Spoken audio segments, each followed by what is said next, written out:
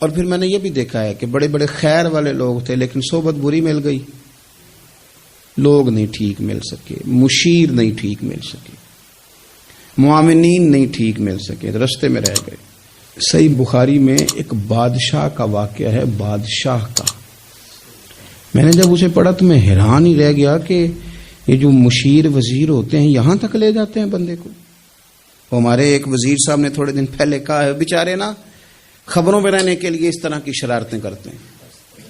اس کی وجہ یہ ہوتی ہے کہ ملک کا نظام تو چلتا نہیں، تو پھر وہ چاہتے ہیں کچھ لوگوں کو ادھر الجھا دو تاکہ وہ اصل سے ان کی توجہ ہٹ جائے۔ انہوں نے کہا جی قائد اعظم اسلامی ملک نہیں بنانا چاہتے تھے، تو کون سا بنانا چاہتے تھے؟ پاکستان کا مطلب کیا؟ لا الہ الا اللہ محمد رسول اللہ صلی اللہ علیہ وسلم۔ میں آپ کے جواب میں صرف اتنی بات کہوں گا کہ جو پاکستان بنانے والے تھے نا وہ آپ کی طرح کے لوگ نہیں بنانا چاہتے تھے، آپ کی طرح کے لوگوں کے حوالے نہیں کرنا چاہتے۔ ہمارے لیڈروں کا یہ حال ہے کہ اس طرح کے لوگوں کو مشیر بنا لیتے ہیں، وزیر بنا لیتے ہیں۔ یہ کتنی رکاوٹ پیدا کرتے ہیں، کتنی تباہی کرتے ہیں۔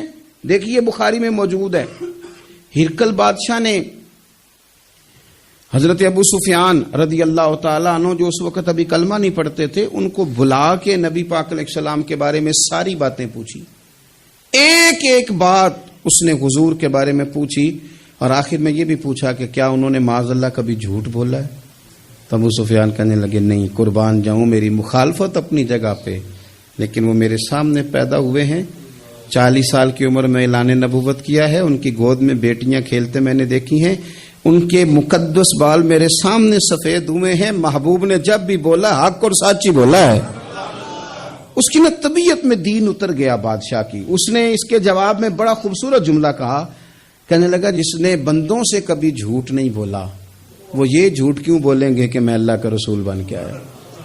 اس کی طبیعت تسلیم کر گئی کہ نبی پاک علیہ الصلوۃ والسلام سچے اور آخری نبی ہیں، اور اس نے اظہار بھی کیا، کہنے لگا مجھے یہ تو امید تھی کہ اللہ کے آخری محبوب علیہ السلام اپنی شانوں، عظمتوں، رفعتوں، بلندیوں سمیت تشریف لانے والے ہیں، پر یہ نہیں پتا تھا کہ وہ اہل عرب میں سے آئیں گے۔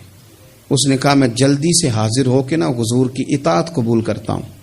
لیکن بادشاہ تھا نا،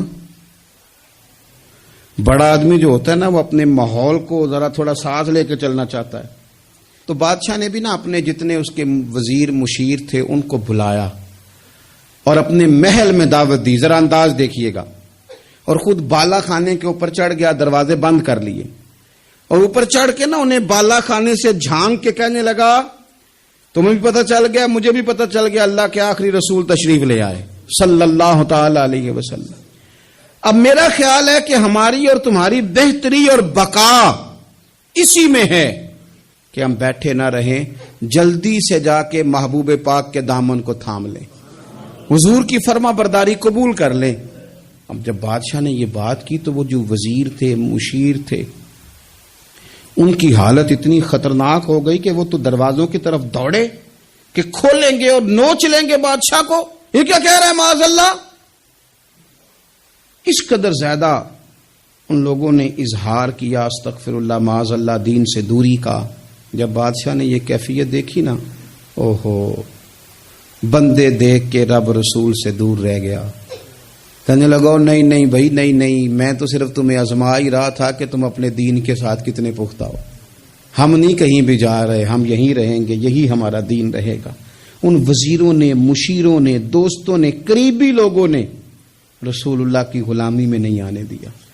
اتنا برا اثر کرتے ہیں یہ مشیر وزیر، اتنا خوفناک حال کر دیتے ہیں انسان کا قریب رہنے والے لوگ کہ سامنے کرم کا دریا بہ رہا تھا، لیکن اس کی بدقسمتی دیکھو، وہ دور اس لیے رہ گیا کہ اس کے دوست ٹھیک نہیں تھے، مشورہ دینے والے ٹھیک نہیں تھے، قریب رہنے والے ٹھیک نہیں، یہ دور رہ گیا، اور نجاشی کلمہ پڑھ کے محبوب کا مسلمان ہو گیا۔